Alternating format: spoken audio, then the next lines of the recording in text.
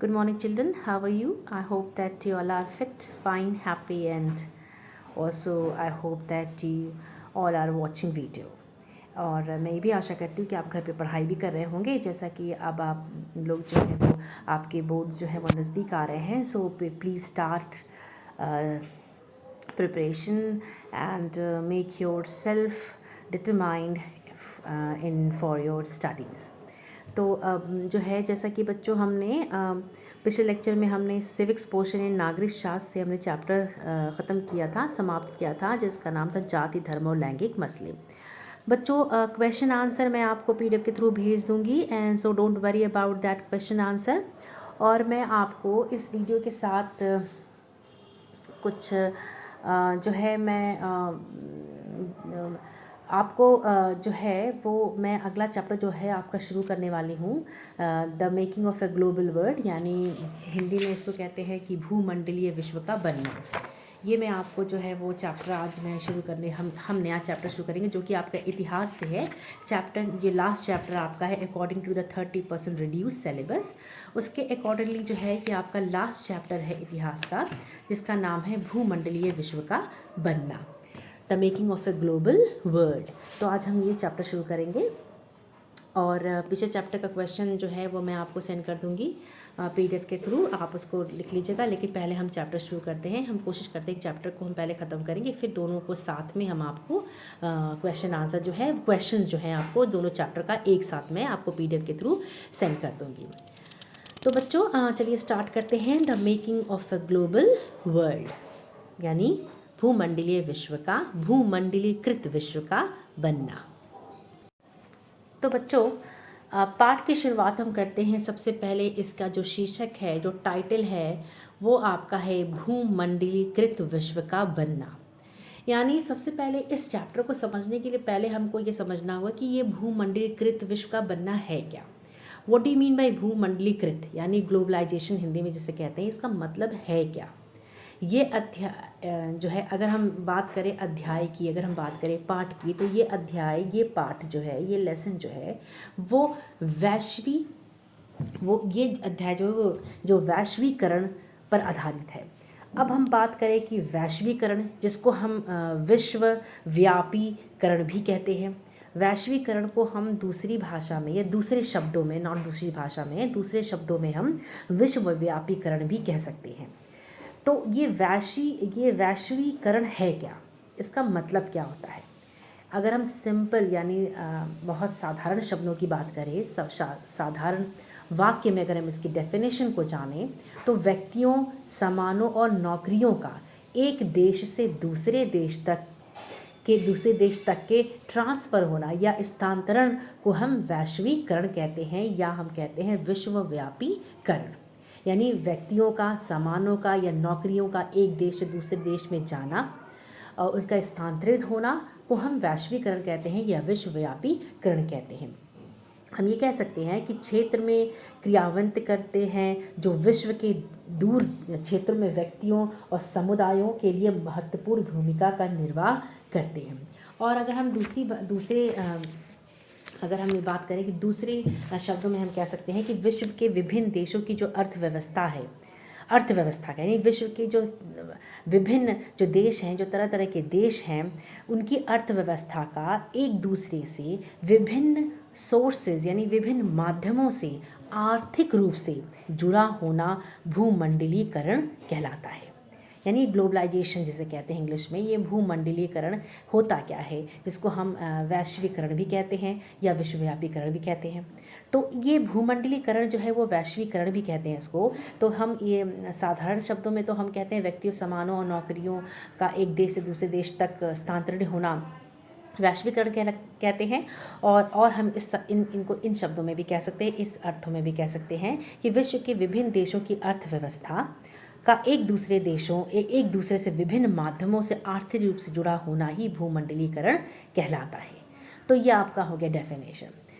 अब ये जो भूमंडलीकरण है, यानी एक व्यक्तियों, सामानों, नौकरियों का एक दूसरे के देश में स्थानांतरण होना या विभिन्न देशों की अर्थव्यवस्थाओं का एक दूसरे से माध्यमों के थ्रू जुड़ना, ये कोई नई बात नहीं थी. ये कोई नई बात है नहीं, क्योंकि ये जो सिस्टम है, ये जो प्रोसेस है, जो ये प्रक्रिया, ये पुराने समय से चली आ रही है। ये पुरानी बात है, ये कोई नई बात नहीं है। ये हम नहीं कह सकते हैं कि आधुनिकता की वजह से या मॉडर्नाइजेशन की वजह से, तो हम ये नहीं कह सकते हैं कि आधुनिकता की वजह से या साइंटिफिक या वैज्ञानिक प्रगति के या विकास के वजह से ये बात भूमंडलीकरण या ग्लोबलाइजेशन की प्रक्रिया जो है या भूमंडलीकरण की प्रक्रिया हो रही है। ये नई बात नहीं है, ये बहुत पुराने समय से ये बात चली आ रही है। जैसे कि 15वीं उदाहरण के तौर पर अगर हम लें कि जैसे कि 15वीं शताब्दी में कोलंबस ने अमेरिका की खोज की और वास्को डी गामा ने भारत की खोज की। क्यों? क्योंकि वो एक देश से दूसरे देश में वो गए, यानी एक जगह से दूसरे देश में वो गए या स्थानांतरण उनका हुआ, तो उनको उपलब्धि प्राप्त हुई। यानी कोलंबस ने अमेरिका की खोज की और वास्को डी गामा ने भारत की खोज की, क्योंकि वो एक देश से दूसरे देश तक गए। तो ये प्रक्रिया तो पहले से चली आ रही है, तो ये कोई नई बात नहीं है। और अगर हम और इससे पहले भी, यानी 15वीं, अगर हम इससे पहले की बात करें तो इससे पहले भी सिल्क रूट, यानी सिल्क रूट से भी सामानों और लोगों का जो है एक देश से दूसरे देश तक जो है आवाजाही या आवागमन होता रहा था सिल्क रूट से भी। अब हम समझेंगे कि सिल्क रूट है क्या। रूट में जैसे आपने कहा कि सिल्क माने आप कहते हैं रेशम, हिंदी में कहते हैं रेशम, और रूट का मतलब होता है मार्ग, यानी रेशम मार्ग, जिसको हिंदी में हम रेशम मार्ग कहते हैं। तो ये रेशम मार्ग एक ऐसा मार्ग है बच्चों जिसके थ्रू जो है सामानों का, लोगों का और वस्तुओं का और स्थानांतरण एक देश से दूसरे देश तक होता रहा था। तो ये भी ये तो भूमंडलीकरण जो है वो ये इसकी प्रक्रिया तो पुराने समय से चली आ रही है, तो ये कोई नई बात नहीं थी। तो ये सिल्क रूट एक जो है वो एक कारण बना। तो पहला कारण तो सिल्क रूट था कि सिल्क रूट जो है भूमंडलीकरण होने का या भूमंडलीकरण की प्रक्रिया या विश्व का बनने का एक कारण था। तो सबसे पहले हम जानेंगे ये सिल्क रूट है क्या। बच्चों, सिल्क रूट को समझने से पहले हम वैश्वीकरण का अर्थ तो हमने पढ़ा कि वैश्वीकरण है क्या। अब उससे सिल्क रूट को समझने से पहले हम वैश्वीकरण के होने वाले लाभ के बारे में जान लेते हैं कि उससे ये वैश्वीकरण जब हुआ, जो विश्वव्यापीकरण जब हुआ, तो इसका लाभ क्या मिला। अब हम कह सकते हैं कि यह प्रक्रिया वह प्रक्रिया जिसमें हमने अपने निर्णयों को, अपने फैसलों को विश्व के एक क्षेत्र में जो है वो एक्टिव करते या क्रियान्वित करते हैं, तो विश्व के जो दूर जो क्षेत्र हैं, विश्व के जो दूर क्षेत्र हैं, उनमें व्यक्तियों और समुदायों के लिए महत्वपूर्ण भूमिका का भी निर्वाह करते हैं। तो इसी प्रक्रिया को हम वैश्वीकरण कहते हैं। हमने ये तो जाना कि वैश्वीकरण किसे कहते हैं। अब इसके द्वारा देशी विदेशी वस्तुओं का आयात निर्यात किया जाता। अब ये भूमंडलीकरण जो हुआ, इससे क्या हुआ, इस प्रक्रिया से क्या हुआ, देशी विदेशी वस्तुओं का आयात यानी एक्सपोर्ट इंपोर्ट किया जाता है। कोई भी देश अपने माल को किसी भी देश में बेच सकता है। इस तरह विश्व के सभी देश जो हैं वो आपस में यानी परस्पर एक दूसरे पर डिपेंड हो जाते हैं, यानी निर्भर हो जाते हैं। अब इनके जो क्या क्या जो इसके बेनिफिट्स हैं, लाभ हैं, जैसे कि लाभ पहला ये है कि इसके प्रभाव जो होते हैं, जो इसका जो प्रभाव होता है, कम लागत पर बनी वस्तुएं जो होती हैं वो सारे विश्व में कम कीमतों पर जो प्रोड्यूसर होता है, जो उत्पादक होते हैं और उपभोक्ताओं होते हैं, उनको बेनिफिट या उनको उपलब्ध कराई जाती है। वो वस्तुएं जो है वो उत्पादकों को और उपभोक्ताओं को यानी प्रोड्यूसर को और कंज्यूमर्स को जो है वो प्रोवाइड कराई जाती है, यानी उपलब्ध कराई जाती हैं। इसके प्रभाव का इसका एक ये प्रभाव है। दूसरा लाभ ये है कि विश्व में लोगों को जो है हाई क्वालिटी यानी उच्च गुणवत्ता वाली वस्तुएं जो होती हैं वो कम मूल्य पर उपलब्ध हो जाती हैं। तीसरा ये है कि विश्व का कोई भी देश अपने उत्पादन में जो है वो एक्सपर्टाइजेशन जिसे कहते हैं, विशेषज्ञता प्राप्त कर लेता है। तो बच्चों, कोई भी विश्व का कोई भी देश जो है वो अगर अपने प्रोडक्ट्स में या अपने उत्पादक में अगर उसे उत्पादन में या प्रोडक्ट्स या गुड्स या माल के उत्पादन में अगर उसको विशेषज्ञता प्राप्त है, वो एक्सपर्ट है, तो उसको वो देश जो है वो कम लागत में भी वो उस प्रोडक्ट्स को जो है वो निर्मित कर सकता है या उसको बना सकता है। ये एक लाभ है। अगला लाभ है कि विश्व में कोई भी उत्पादक जो है, यानी कोई भी जो प्रोड्यूसर है, वो अपने प्रोडक्ट्स को यानी अपने उत्पाद को बनाकर बेच सकता है। इससे उत्पादक को जो है एक बड़ा बाज़ार का लाभ प्राप्त होता है, यानी एक एक्सपैंड यानी एक विस्तृत, एक विस्तारित, एक बहुत ह्यूज यानी एक विस्तृत बाज़ार का जो है उसे लाभ प्राप्त होता है। तो ये आपका भूमंडलीकृत या भूमंडलीकरण या वैश्वीकरण का जो है वो लाभ है। इससे ये लाभ जो है वो पहले भी इस तरह के लाभ जो है एक देश को, किसी भी देश को जहाँ पे ये ग्लोबलाइजेशन या भूमंडलीकरण जो हुआ प्रक्रिया हुई वो हो रहा था, और आज भी जो है अगर ये इस प्रक्रिया के थ्रू जो है ये लाभ जो है विश्व के बहुत सारे देश जो है उनको प्राप्त हो रहा है। अब हम समझते हैं कि सिल्क रूट क्या है, क्योंकि भूमंडलीकरण या भूमंडलीकृत विश्व का बनने में ये सिल्क रूट की अहम भूमिका है। तो ये कारण है। तो ये कैसे कारण है, पहले हम समझते हैं कि सिल्क रूट है क्या। बच्चों, सिल्क रूट जिसे हम कह सकते हैं कि सिल्क माने रेशम और रूट माने मार्ग।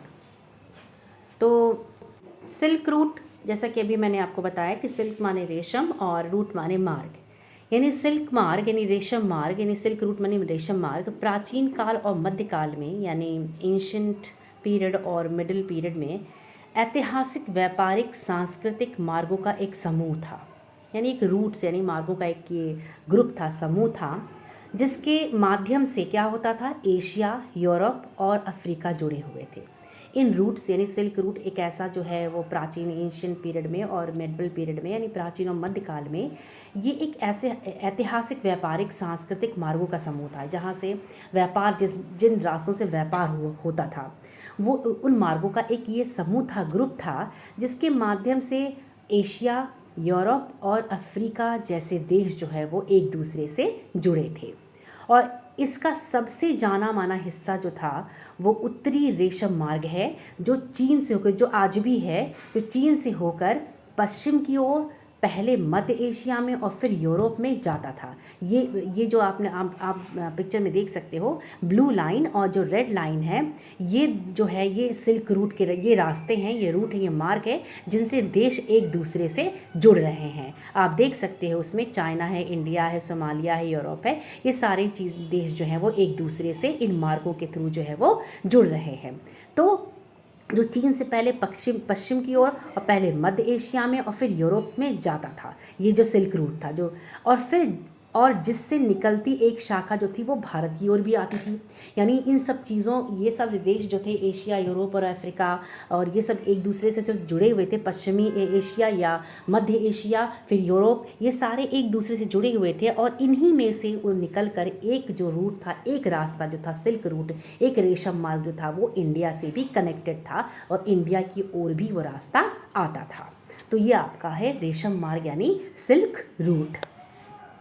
अब बच्चों, रेशम मार्ग का क्या महत्व है, यानी सिल्क रूट का इंपॉर्टेंस क्या है, what is the importance of silk route, यानी रेशम मार्ग का महत्व क्या है।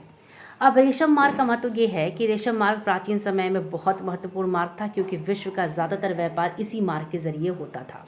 इसलिए बहुत इंपॉर्टेंट था, क्योंकि प्राचीन काल में जो ये व्यापार होते थे ज़्यादातर सिल्क रूट या रेशम मार्ग से होते थे। तो ये भूमंडलीकृत विश्व का बनने का एक ये सबसे महत्वपूर्ण कारण था सिल्क रूट। इस मार्ग द्वारा व्यापार के सिवाय किसी एक प्रदेश के ज्ञान, धर्म, संस्कृति और दौलत के बारे में भी दूसरे प्रदेशों का पता चला तथा उनका आदान प्रदान हुआ। यानी सिर्फ व्यापार, ये रूट्स, ये बात अलग है कि हालांकि ये रूट्स जो है वो व्यापार के पर्पस से या व्यापार के लिए ही जो है वो ये रूट्स बनाए गए थे या बने थे, जो एक देश को दूसरे देश से जोड़ रहे थे या व्यापारिक तौर पे। लेकिन उसके अलावा भी एक देश जब दूसरे देश से जुड़ रहे थे, कनेक्ट हो रहे थे, तो उनके ज्ञान, धर्म, संस्कृति और दौलत के बारे में भी पता चल रहा था। एक देश को दूसरे देश के बारे में ज्ञान, धर्म, संस्कृति, उनकी सभ्यता के बारे में भी पता चल रहा था। यहाँ तक कि उनके खान पान, संस्कृति, सभ्यता और रहन सहन, ये सारी चीज़ों का भी जो है उनको ज्ञान प्राप्त हो रहा था और इसका भी आदान प्रदान हो रहा था। तो ये सबसे बड़ा महत्व, इसीलिए रेशम मार्ग जो है अपने आप में एक बहुत महत्वपूर्ण भूमिका निभा रहा था भूमंडलीकृत विश्व के बनने में। अब बच्चों इसकी विशेषताएं भी बहुत थी, जैसे कि पहले था क्या कि ज़मीन या समुद्र से होकर गुजरने वाले ये रास्ते जो थे न केवल एशिया के बहुत बड़े क्षेत्र को एक दूसरे से जोड़ने का काम कर रहे थे, बल्कि एशिया को यूरोप और उत्तरी अफ्रीका से भी जोड़ रहे थे। दूसरा है कि 15वीं शताब्दी में ये सिल्क मार्ग जो है वो ऑलरेडी बन चुके थे। तो बच्चों दूसरा क्या था कि लगभग 15वीं शताब्दी तक सिल्क रूट यानी रेशम मार्ग जो है वो अस्तित्व में आ चुके थे। ये मार्ग जो है वो ऑलरेडी बन चुके थे और इसी मार्ग से होकर चीनी पाटरी जाती थी, यानी और इसी मार्ग से भारत और दक्षिण एशियाए जो है एशिया के कपड़े, उनके सामान और अलग कपड़े हैं, मसाले हैं और अन्य उत्पादक सामान जो है एक दूसरे भागों में पहुंचते थे। यानी चीन से भारत, भारत से चीन और एशिया, भारत भी एशिया में आता है तो दक्षिण एशिया से लेकर जो है वो चीन के सामान और दक्षिण एशिया के जो सामान थे वो सामान, वस्तुएं, मसाले आदि जो है वो ये एक दूसरे के देश में पहुँचते थे। और वापसी में क्या होता था कि सोने चांदी जैसी कीमती वस्तुएं यूरोप से एशिया पहुंचती थी। यानी एक दूसरे से जो है वो आदान प्रदान, यानी सामानों का, वस्तुओं का आदान प्रदान होता था। और ना केवल सामानों और वस्तुओं का बल्कि उनकी संस्कृति, जैसा कि मैंने अभी बताया आपको कि जैसा कि ज्ञान, उन देशों के ज्ञान, संस्कृति, सभ्यता, रहन सहन, खान पीन, ये सब चीज़ों का भी आदान प्रदान होता था। अब शुरुआती समय में ईसाई जो मिशनरी थे वो निश्चित रूप से मार्ग से एशिया के धर्म प्रचार के लिए आते थे। कुछ समय बाद, कुछ सदी बाद जो है वो मुस्लिम जो स्कॉलर्स थी या धर्मोपदेशक थे भी इसी रूट के सहारे जो है वो विश्व में फैल गए। फिर इससे भी बहुत पहले, अगर इससे भी बहुत पहले जो है पूर्वी भारत में उपजा जो बौद्ध धर्म था वो भी सिल्क मार्ग की विभिन्न शाखाओं से होकर कई दिशाओं में फैल चुका था। तो आप देख सकते हो बच्चों कि इसकी विशेषताएं, इसका महत्व कितना बड़ा था और ये भूमंडलीकृत विश्व के बनने में सिल्क रूट का कितना बड़ा योगदान और कितना बड़ी भूमिका थी, जिसने न केवल सामानों का, न केवल वस्तुओं का, न केवल नौकरियों का, न केवल व्यापार का ही आदान प्रदान किया, बल्कि देश की संस्कृति, यानी विभिन्न देशों की संस्कृति, सभ्यता, धर्म और वहाँ के रहन सहन, खान पीन, वहाँ की संस्कृति, वहाँ के ज्ञान का भी आदान प्रदान हुआ सिल्क रूट के माध्यम से। तो ये आप समझ रहे हो। अब तो ये है सिल्क रूट यानी रेशम मार्ग का महत्व और रेशम मार्ग की विशेषताएं जो प्राचीन काल से ही चली आ रही है। तो बच्चों आज हम यही समाप्त करते हैं और अगले लेक्चर में जो है हम इसी चैप्टर को कंटिन्यू करेंगे और अगला शीर्षक हम पढ़ेंगे। So take care of yourself and your family. Good bye.